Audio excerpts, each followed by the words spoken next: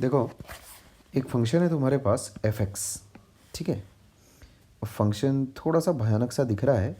उसमें हमें कोई चीज़ प्रूफ करनी, क्या प्रूफ करना है? a1 b1 a2 b2 up to an bn का whole square is less than equal to, है ना, इतना दो क्वांटिटीज़ का प्रोडक्ट दिया हुआ है ना।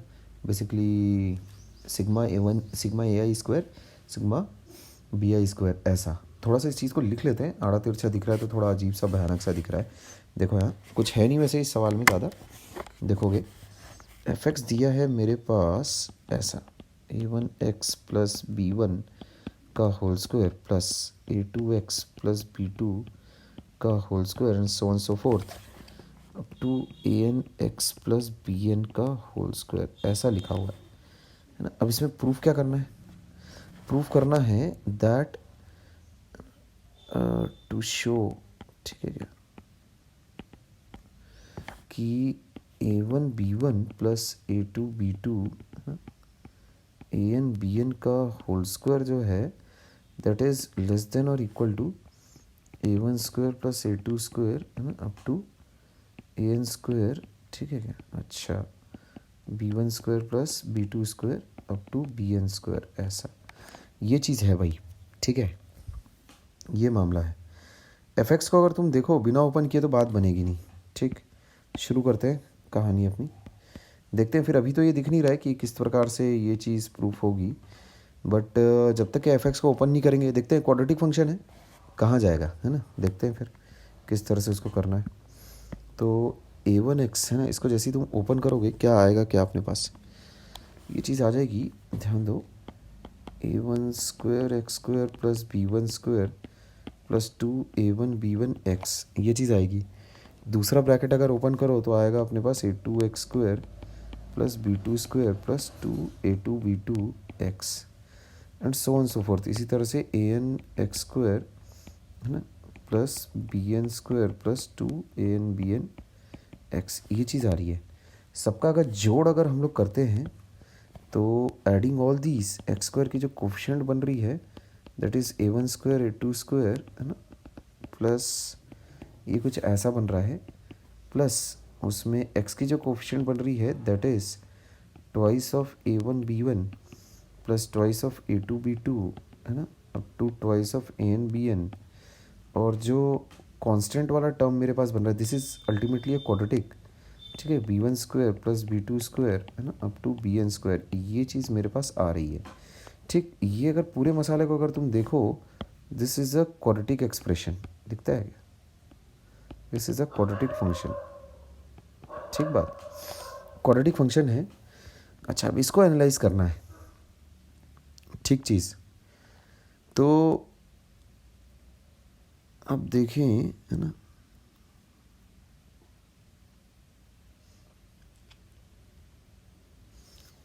देखो यहाँ से अब थोड़ा सा गॉड लेवल की एनालिटिकल स्किल्स लगेंगी, थोड़ा सा ध्यान दो। एफ एक्स जो है उसकी हर टर्म एक परफेक्ट स्क्वायर है, तुम देख रहे हो। मैं ऐसा बोल सकता हूँ कि this is always greater than equal to zero, this is always greater than equal to zero, this is also greater than equal to zero.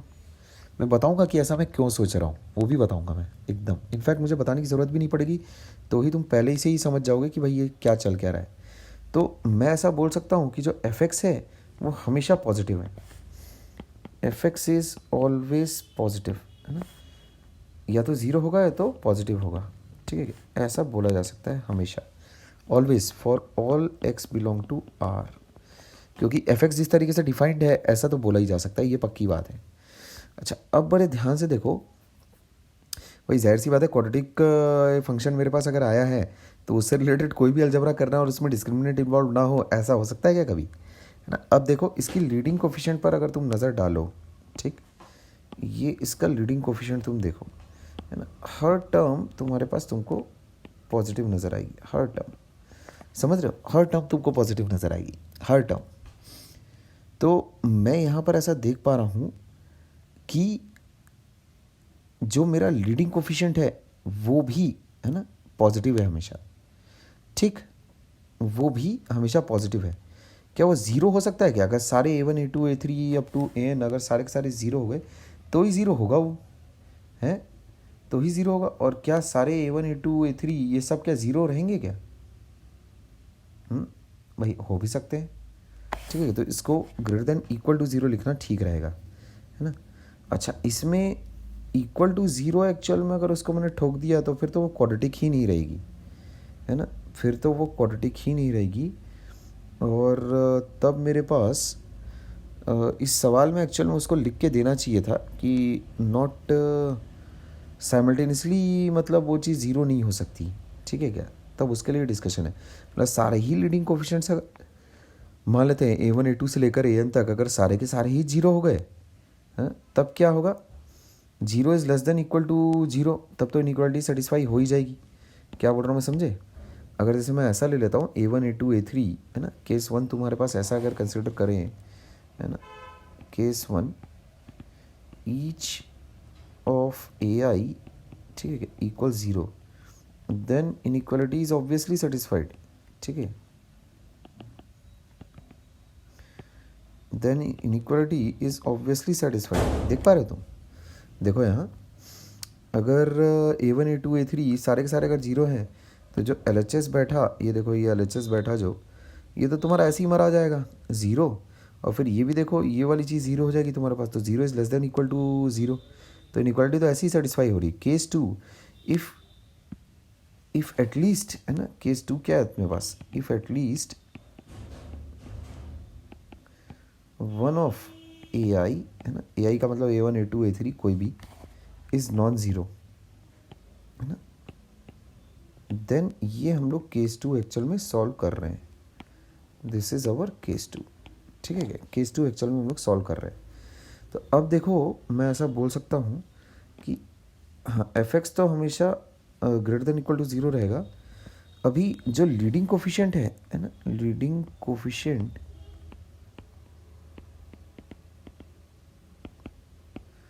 Of fx that is greater than zero, ये बोला जा सकता है। तो fx अगर greater than equal to zero है, ठीक, मतलब जो क्वाड्रेटिक फंक्शन है, this is what, this is quadratic function, है ना, ये मेरा क्या है, दिस इज़ क्वाड्रेटिक फंक्शन, ये हमेशा पॉजिटिव है या फिर ज़ीरो के बराबर है। इसका मतलब क्या है मामला, ये ऐसा कुछ, ये ऐसा कुछ है, या तो हमेशा पॉजिटिव है तो ज़ीरो के बराबर है, तो या तो ऐसा रहेगा, है ना, सिचुएशन, या फिर ऐसी रहेगी।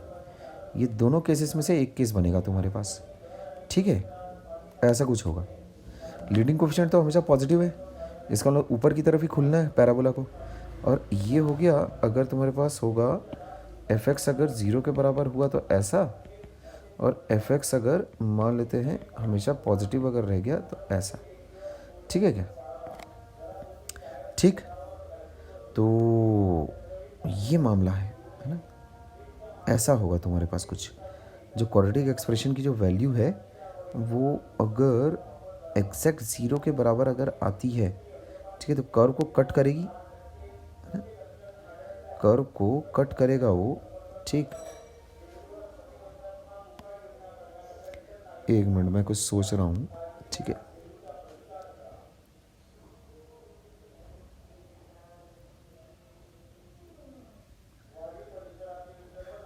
ठीक है, हाँ ठीक है।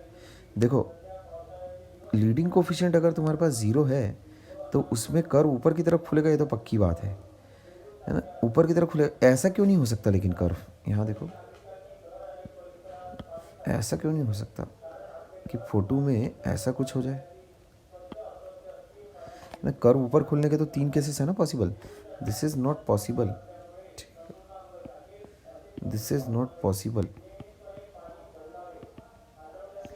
क्योंकि जो वैल्यू ऑफ फंक्शन है दैट इज़ ऑलवेज पॉजिटिव, ठीक है। For these values of x, यहाँ देखो for these values of x, यहाँ देख रहे हो ना नेगेटिव वैल्यूज़ पकड़ रहा है, तो यहाँ ये गड़बड़ कर देगा, दिस इज़ प्रॉब्लमेटिक, ये यहाँ पर गड़बड़ हो जाएगी ये वाला जोन में, ठीक है, दिस इज़ नॉट पॉसिबल, है ना।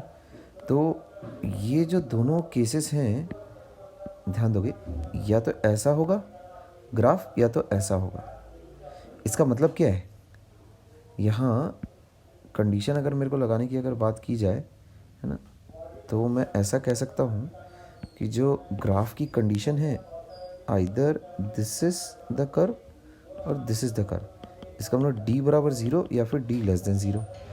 ए तुम्हारे पास वो तो पॉजिटिव बना ही हुआ है, ठीक है क्या। तो मैं ऐसा बोल सकता हूँ कि कंडीशन क्या है मेरे पास,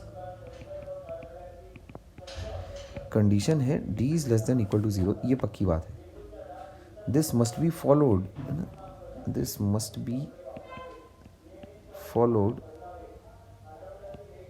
है ना, ये पक्की बात है, ठीक। ये चीज़ तो फॉलो होकर रहेगी, ये तो होकर ही रहेगा। तभी तुम्हारे पास जो एफ एक्स है सच दैट, सो दैट, ऐसा लिखना चाहिए, so that f x is greater than equal to 0। इस चीज़ के बारे में वैसे मैं बातचीत कर चुका हूँ, है ना। इसके पहले वाला जो वीडियो था उसके एंडिंग में यही चीज़ हम लोगों ने ग्राफिकली इसी पर एक्चुअल में बातचीत की भी थी, ठीक है क्या। अगर एक फंक्शन हमेशा अगर पॉजिटिव है तब तो उसमें डी लेस देन 0 रहता है, लेकिन ग्रेटर देन इक्वल टू 0 है तो डी लेस देन और इक्वल टू 0 हो जाएगा, ठीक है ऐसा। तो अब इस चीज़ को जैसे तुम सॉल्व करोगे, देखो क्या होता है, solving for D less than equal to 0 we get, क्या मिल जाएगा भाई अपने को, D less than equal to 0 में क्या मिल जाएगा अपने को। अब आएगी मज़ा, यहाँ देखो डी क्या है तुम्हारे पास, ये हो गया तुम्हारे पास कैपिटल बी, ये हो गया तुम्हारे पास कैपिटल ए, ये हो गया तुम्हारे पास कैपिटल सी, ऐसा। तो बी स्क्वायर माइनस 4ac जैसे तुम ठोकोगे देखो क्या आएगा अपने पास, वो दुक्के को तो बाहर निकालो पहले, है ना। B square minus 4ac has to be less than equal to 0, तो दुक्के को बाहर निकालते हैं पहले, 4, है ना, वो तो हो गया 4 a1 b1 a2 b2, ठीक है क्या।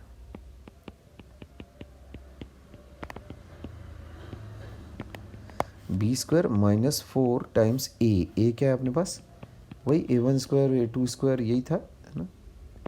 ए और सी क्या है अपने पास, कहाँ गया सी, क्या है वो b1 स्क्वायर b2 स्क्वायर, ठीक है क्या ऐसा।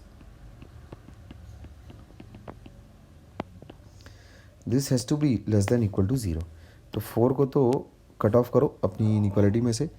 अब तुम्हारे पास ये चीज़ आ जाती है a1 b1 plus a2 b2, है ना, अप टू an bn का whole square has to be less than और इक्वल टू, ना, ये दोनों का प्रोडक्ट, समझे, ठीक है, ये दोनों का प्रोडक्ट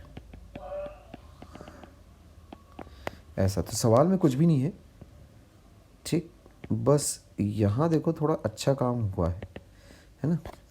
यहाँ ये इस बात का पता लगाना, पहली बात तो ये गॉड लेवल है एनालिटिकल स्किल, ये वाली चीज़ कि ये फंक्शन जो है हमेशा पॉजिटिव रहेगा।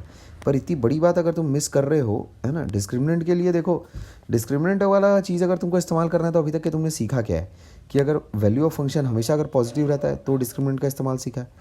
वैल्यू ऑफ फंक्शन अगर तुम्हारे पास पॉजिटिव या फिर 0 के बराबर रहता तो भी तुम्हें डिस्क्रिमिनेंट का इस्तेमाल आना चाहिए। हमेशा नेगेटिव या फिर 0 के बराबर रहता है तो भी तुम्हें डिस्क्रिमिनेंट का इस्तेमाल आना चाहिए, ठीक है।